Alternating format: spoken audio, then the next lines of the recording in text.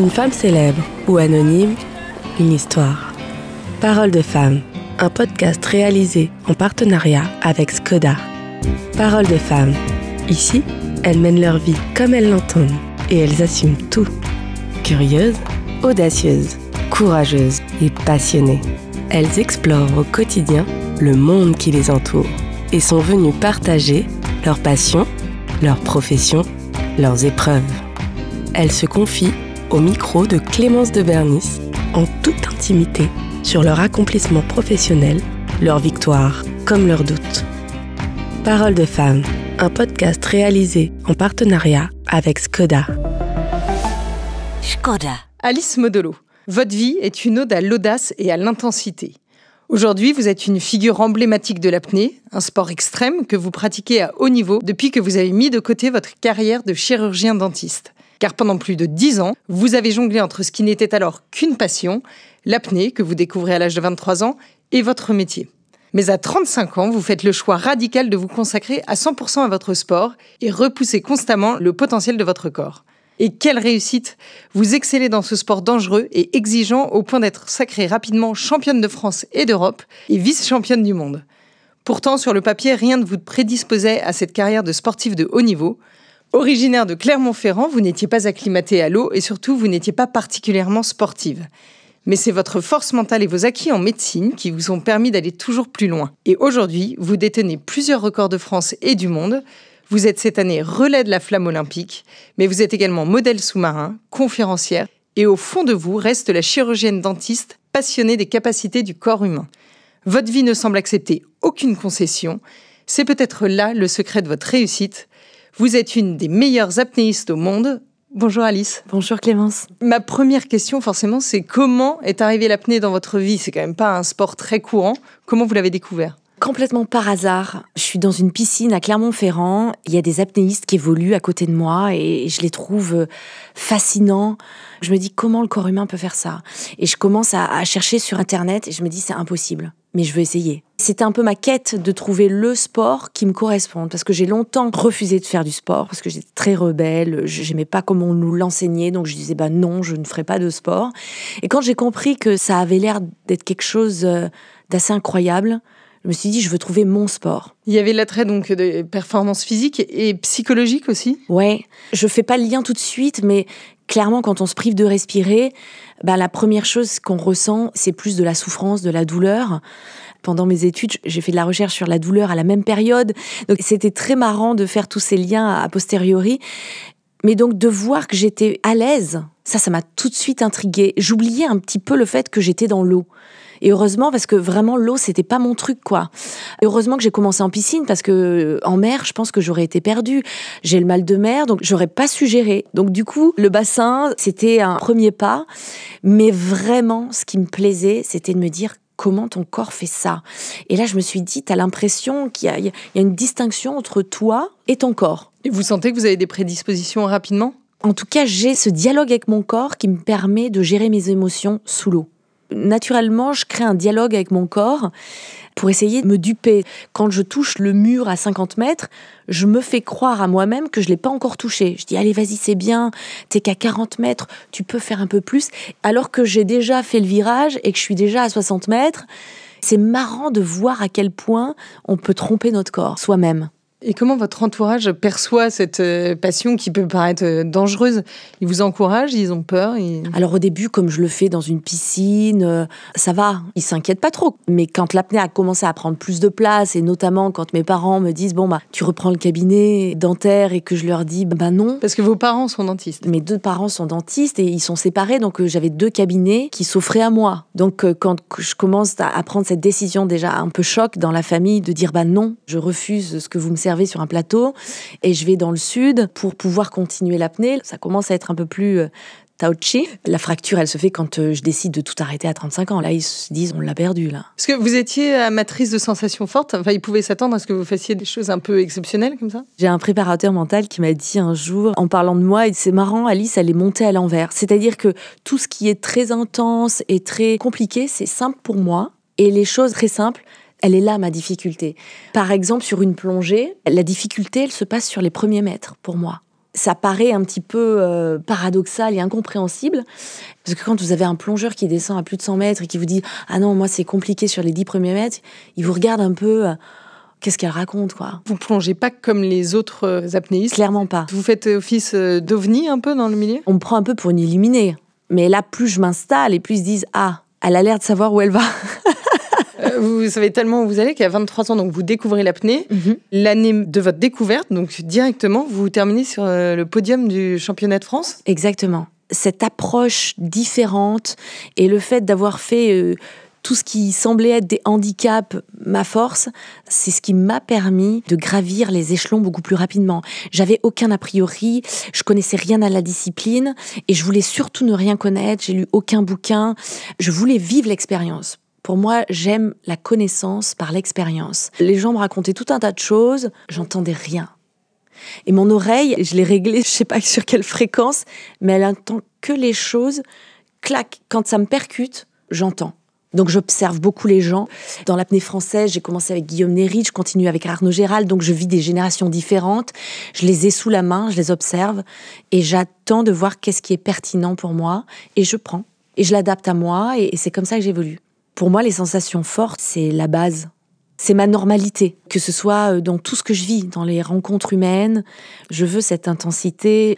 Si ça m'apporte pas ce waouh, je passe. Vos acquis en médecine ont beaucoup impacté votre façon de plonger et vos progrès? Mes études de médecine m'ont clairement orientée dans la manière d'évoluer dans cette discipline. Déjà, je touche du doigt le potentiel du corps humain. Comment le corps humain peut réduire ou inhiber la douleur. C'est une ressource qu'on a à l'intérieur de nous. Ils sont obligés de trouver ça. Et donc, je me suis dit, en commençant l'apnée, tu te prives de respirer, ça paraît inhumain. Comment tu fais? Je rentre dans ce laboratoire INSERM du professeur Radouane Dalel qui accepte que je fasse un master et j'en ferai ma thèse d'exercice parce que du coup, je vais y rester beaucoup plus longtemps. Et j'étudie la douleur. À ce moment-là, vous faites de l'apnée déjà? Ouais. Je comprends un peu les mécanismes, les contrôles inhibiteurs de la douleur. On a tout un tas de réseaux. Le corps humain est fascinant. La petite anecdote, c'est que je participe à une étude sur l'humain. Ils me disent, Alice, est-ce que tu peux faire partie de la troupe? Et l'objectif, c'est donc d'immerger mon avant-bras dans de l'eau très chaude. Donc, c'est un stimulus douloureux. Et ils regardent si ma fréquence cardiaque bouge, etc. Et moi, à chaque fois que j'immerge mon bras dans l'eau chaude, mes constantes restent normales. Et ils me disent, Alice, tu nous fracasses toute l'étude, là. J'en prends pas conscience tout de suite, mais bien plus tard, je ferai le lien, et notamment le lien avec la respiration. Je me dis, t'arrives à gérer la douleur, tout ce qui provoque de l'inconfort grâce à ton souffle. Ce qui orientera aussi beaucoup pourquoi je miserai tout sur le mental, sur le souffle, sur la respiration, qui est une arme redoutable qu'on a tous à l'intérieur de nous. Et donc, j'axe toute ma préparation là-dessus et je m'évertue à ne pas faire de sport. Ce que j'ai envie de découvrir et ce que je veux prouver, c'est d'abord comment on peut faire déjà avec nos ressources de base, utiliser ces forces qu'on a à l'intérieur de nous. J'ai pas de grande capacité pulmonaire parce que tous les autres, ils ont vécu au bord de la mer, ils ont été sportifs, donc ils peuvent pas le prouver. Moi, j'ai rien. Par contre, j'ai l'air d'avoir ça, cette force mentale. Et donc, je me dis, tiens, essaye de prouver qu'est-ce que c'est que cette force mentale, parce que tout le monde en parle, mais en fait, personne est capable de dire quelle est la routine pour s'entraîner mentalement. Je veux voir jusqu'où mon corps peut m'amener grâce au mental. Et je dis haut et fort, je vais faire 100 mètres qu'avec le mental.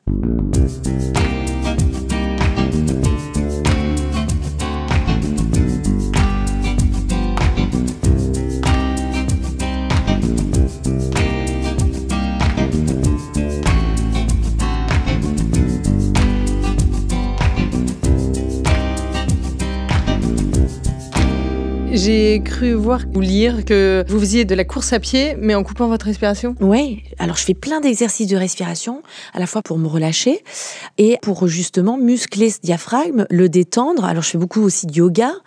C'est la base de toute ma préparation de sportif de haut niveau. Et c'est très simple, c'est à la portée de tout le monde. Tout ce que je fais dans le sport, je veux que ça me serve dans ma vie. J'ai jamais rêvé d'être sportif de haut niveau. Je sais qu'il y a plein d'autres vies qui m'attendent. Je veux que tout ce que je mette en place, dans un esprit de durabilité, je veux que tout ce que je travaille, ça me serve plus tard. Pour qu'on comprenne bien, est-ce que vous pouvez nous expliquer comment se déroule une compétition, comment se déroule une plongée? Parce qu'en fait, il y a des étapes aussi dans la plongée. Il y a un moment où je crois que vous êtes même aspiré par le fond. Ouais. Quand on fait une compétition, on annonce la profondeur à laquelle on veut descendre le lendemain. On ne sait pas les conditions météo, on ne sait rien, on ne sait pas ce que vont annoncer les autres. Donc il y a la pression à la fois de notre annonce, est-ce qu'on est serein par rapport à ce qu'on a annoncé, et puis on voit ce qu'ont annoncé les autres filles. La plongée en elle-même, on est sur cette corde accrochée à ce filin allongé à la surface de l'eau, à peu près 5 minutes avant notre top officiel. Et là, c'est une transition entre le moment où on est encore avec des gens de notre équipe ou des coéquipiers, etc., et le moment où on va être d'un coup seul sans respirer. Donc c'est un moment où on se met dans notre bulle et où on respire. On n'a plus que ça. C'est un petit moment où je fais un peu un flashback. Dans ce film que je me suis fait de ma vie, je me revois petite et toutes les étapes que j'ai parcourues. Et ça allège un petit peu le moment parce que c'est un peu intense. Vous tentez un record, les conditions météo peuvent être compliquées. Il y a le décompte qui résonne, donc c'est stressant. Et ce moment-là, c'est un peu précieux parce que je me dis, c'est un moment comme les autres, c'est une virgule, quoi. Prends le cool, tout va bien. Donc ensuite, vous plongez, et alors là, il y a des étapes. On doit faire toutes ces étapes qui me sont difficiles, parce qu'il y a beaucoup de choses à faire et à coordonner. Donc il faut palmer assez vite, mais pas trop vite, pour pas consommer trop d'oxygène. On doit créer une réserve d'air dans notre bouche, qu'on va utiliser après tout au long de la plongée. Tout se fait à la seconde près, et il y a beaucoup de choses à faire. Moi et la coordination, c'est pas ça. Donc c'est pour ça que c'est compliqué pour moi. J'attends avec impatience les 30 mètres. Aux alentours de 30 mètres, la pression est tellement importante que finalement, cette pression a déjà comprimé l'air qui me permet de flotter. Et du coup, je coule toute seule. Plus besoin de fournir un effort pour descendre. C'est la partie facile pour vous. Je dirais de 30 à 70 mètres, super facile. La vitesse se met en place, on sent l'eau qui ruisselle sur notre visage, sur notre corps. On commence à être absorbé par notre plongée. On subit pas encore trop de pression, donc on arrive à manager l'air pour compenser nos oreilles assez facilement. Plus on descend profond, plus la pression s'abat sur nous et plus l'air se fait rare. Et là, ça se complique. Et vous êtes dans un état un peu hypnotique ou vous êtes en pleine conscience? On a l'impression d'être un peu dissocié. Et puis moi, j'ai cette sensation de ne pas sentir mon corps. Il se fond dans l'eau. Je ressens que ma tête. Cette pression, quand on est dans une bonne plongée, elle nous enlace. Quand je dis bonne plongée, parce qu'on n'a pas tous les jours envie de s'envoyer à 100 mètres sans respirer. Donc des fois, on lutte un peu. Et quand on lutte contre la pression, c'est catastrophique. Par contre, quand on laisse la pression nous enlacer, c'est comme quelqu'un qui vous serre dans les bras. C'est plutôt agréable. Vous arrivez au fond, vous prenez un petit ticket qui atteste de la profondeur à laquelle vous avez plongé, et après, là, ça devient très sportif. Dès qu'on saisit ce tag au fond, on bascule dans une autre dynamique. Là, on se rebranche, il faut s'arracher du fond, mais il faut garder cette douceur, cette fluidité. On est dans cet endroit assez sombre, et puis ça devient de plus en plus bleu, et on attend avec impatience les apnéistes de sécurité qui arrivent à 30 mètres. On a les yeux un peu entrouverts, ils font un petit bruit de gorge pour nous alerter qu'on est à 30 mètres. On reconnecte avec le monde des terriens, et puis on sait qu'on arrive. Et à 20 mètres, il y en a un deuxième qui nous fait 2 petits bruits de gorge. Je sais que je suis à 20 mètres, et puis à 10 mètres. Et puis là, c'est très important, parce qu'on a cette étrange sensation qu'on est très bien. Mais il faut rester extrêmement concentré, extrêmement vigilant, parce que dès qu'on réinspire la première fois, c'est un électrochoc, c'est waouh! On revient dans le monde des vivants et ça crée tout un tas de réactions physiologiques qui nous percutent en fait. Et si on respire pas bien et si on n'est pas bien préparé, là on peut perdre pied et finalement cette mauvaise gestion de la sortie peut nous conduire à la syncope alors que tout allait bien. Et vous avez déjà fait une syncope? Oui. La première fois que je tente 100 mètres, je fais une syncope. C'est un moment marquant. Je dis souvent que c'est ma plus belle plongée. J'adore mes échecs. Parce que c'est ce qui me permet de gravir une étape marquante dans ce que je suis en train d'accomplir. Ce qui me permet de tenir, c'est de me dire « Alice, souviens-toi que derrière, ce que tu vas aller chercher, ça sera la hauteur de la difficulté que tu ressens. Et plus c'est difficile, plus je sais que ça va être magique. » Et je le sais pas encore, mais quand je rate ces 100 mètres, bien sûr, je mets le doigt sur des détails que personne ne pouvait me dire que je vais travailler. Et bien sûr, je vais aller chercher ces 100 mètres, mais sur le chemin des 100 mètres, je vais battre un record du monde. Donc la difficulté de cette syncope m'offre un record du monde.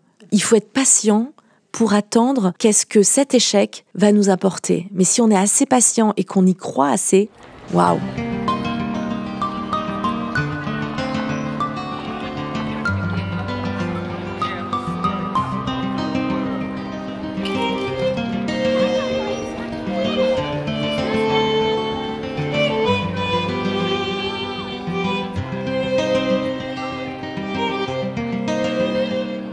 Vous avez 25 records de France, 2 records mondiaux. Vous êtes la première Française à avoir atteint la barre des 100 mètres. Ça représente quoi, ce palmarès, pour vous ? Moi, je m'arrête jamais sur un record. Je continue à avancer. C'est une virgule. Voilà, c'est de la ponctuation. Alors, le chiffre 100, par contre, lui, il évoque quelque chose d'un peu plus fort pour moi, parce que c'est un chiffre que j'ai dit 10 ans avant de le faire. Je sors d'une plongée et je dis, moi, un jour, je ferai 100 mètres. Et c'était bien loin d'être prétentieux. C'est plutôt un enfant qui a un rêve et qui dit, un jour, je ferai ça. Et ce qui me réveille, c'est les moqueries sur le bateau. Ouais, Alice, enfin, t'as 70 mètres, fais déjà 80 et on en reparle.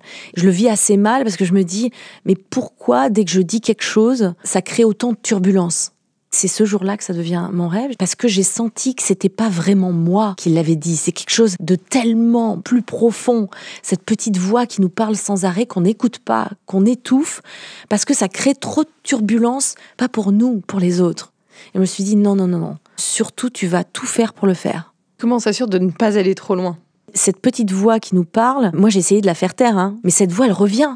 Elle vous harcèle. Et donc vous êtes obligé de dire, ok, je vais le faire. Pour moi, pour d'autres personnes. Des fois, on n'a pas envie de faire quelque chose pour soi, mais on a envie de le faire pour les autres. Et ça, c'est assez important chez moi. Performance et bien-être, c'est lié ? Moi, j'adore ne pas attendre que ce soit le bon moment pour faire une performance. Parce que justement, on attend toujours d'être parfait, mais comme on ne l'est jamais, on passe à côté de notre vie. Et quand on voit ses capacités, sans se mettre toute cette attente, on se rend compte à quel point on est puissant. Donc c'est un atout.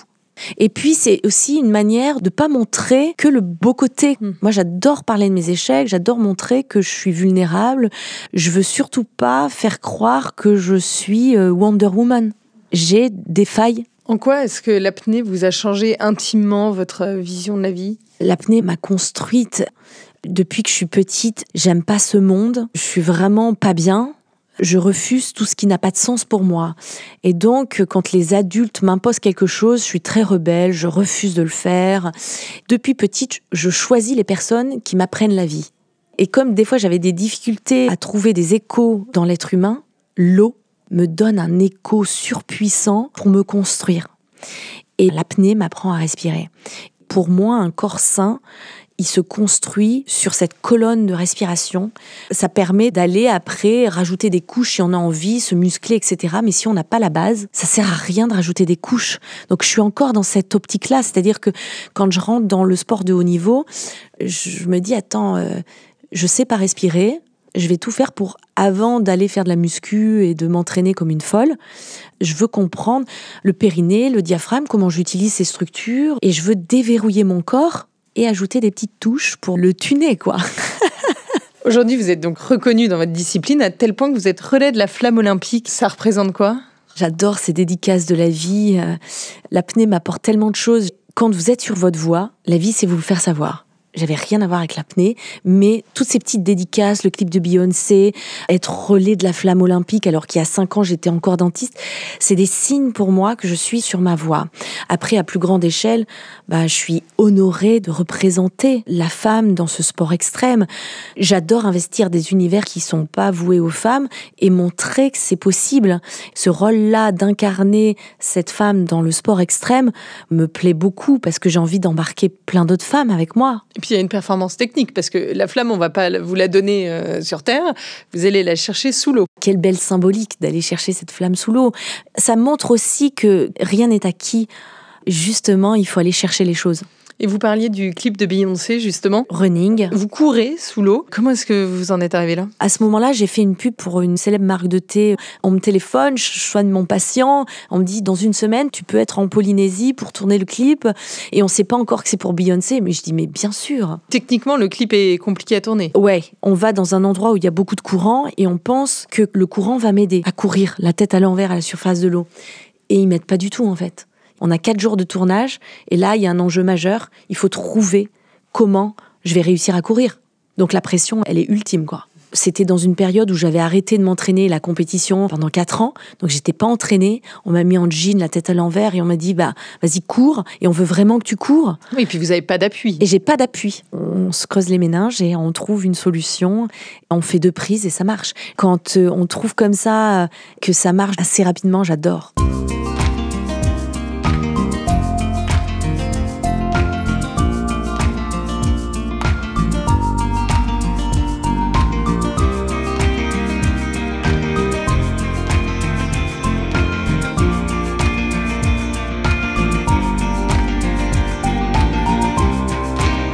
Quel a été le déclic il y a 5 ans qui a fait que vous lâchez l'univers médical pour vous consacrer à 100% à l'apnée ?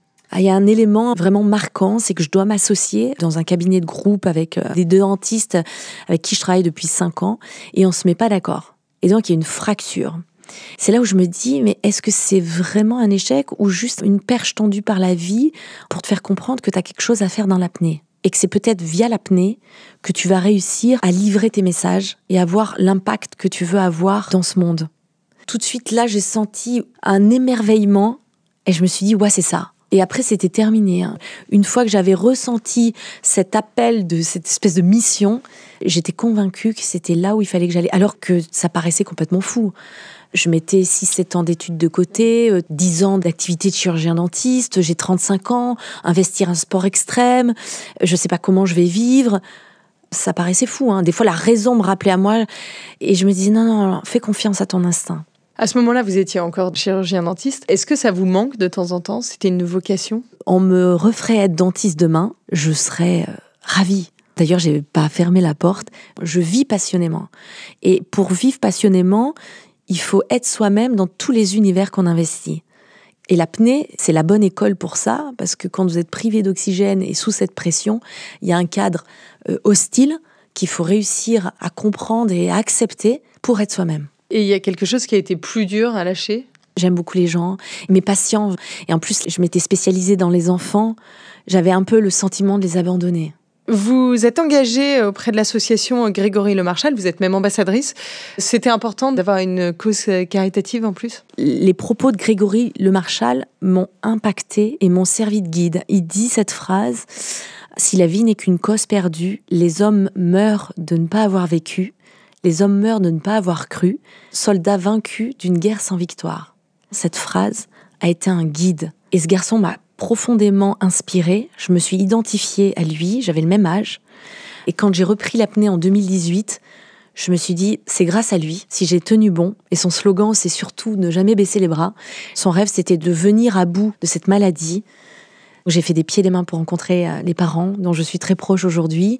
Et je leur ai demandé l'autorisation de porter leur logo sur ma combinaison. Quand tous les bénévoles me voient, quand ils sont installés chez eux et qu'ils voient le logo sous l'eau à des profondeurs abyssales, je reçois un petit message de Pierre et Laurence. Ils me disent « Alice, fais attention à toi, mais waouh, que c'est beau !» Quelle est votre définition de la femme inspirante ? La femme inspirante, c'est celle qui ose tout et qui inspire les autres. Voilà. Quel est le moment le plus fort dans votre parcours ? C'est le moment où je comprends que je vais vraiment le faire. Si ce chef d'entreprise qui a l'habitude d'interagir avec les gens voit quelque chose en moi, à ce moment-là, je comprends que je vais le faire. Quand vous avez un rêve fou, ça vous conforte quand vous avez que des obstacles. Et vous dites, ah ouais, ils ont raison, je vais pas le faire. Et quand vous avez une personne qui vous dit, je crois en ton projet, je vais t'accompagner, là, d'un coup, ça devient vertigineux. Vous vous dites, ah ouais, c'est vraiment possible. Et cette intensité que je veux vivre, je l'ai ressentie. Et ça a été un moteur incroyable. C'est pour ça que les relations humaines, pour moi, sont magiques. À l'inverse, quel est le moment le plus dur ? Le moment le plus difficile, c'est mon enfance, c'est mon adolescence. Ou quand vous êtes enfant, vous devez encore subir les adultes. Ça a été un parcours du combattant de devoir subir pendant une période des choses qui ne me convenaient pas du tout. Quel est votre plus gros échec ? Peut-être cette première syncope à 100 mètres, parce qu'il y a quand même cette prise de conscience où je peux porter atteinte à l'intégrité de mon corps. Est-ce qu'il y a un moment dans votre carrière où vous avez trouvé la marche trop haute et vous vouliez renoncer ? Ah, ça m'excite plus que ça me... Surtout quand on me dit c'est impossible. Maintenant, je suis beaucoup plus sage quand on me dit c'est impossible. Mais ça provoquait quelque chose d'inhumain en moi, quelque chose que je maîtrisais plus. C'est le cheval qui part au galop pour prouver que c'est possible. De quoi est-ce que vous êtes la plus fière ? Je pense que si j'arrive à inspirer d'autres femmes, et pas que des femmes, ça me touche profondément. Et votre plus grande victoire ? Je suis encore loin de ma plus grande victoire. Mon rêve, c'est d'impacter le monde positivement. Quel est votre prochain Everest ? Ce sera peut-être l'Everest. La discipline qui fait écho à la mienne, c'est l'altitude en fait. Les mêmes problématiques dans le sens inverse.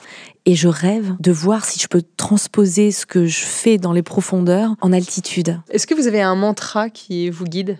Non point seulement réussir dans la vie, mais réussir sa vie, en cherchant certes à bien vivre, mais aussi à vivre bien. On va revenir à un de mes sujets de prédilection qui est l'automobile. Déjà, est-ce que vous prenez beaucoup la voiture ? Ouais. J'adore, j'ai une conduite un peu sportive, mais là je tends à changer aussi.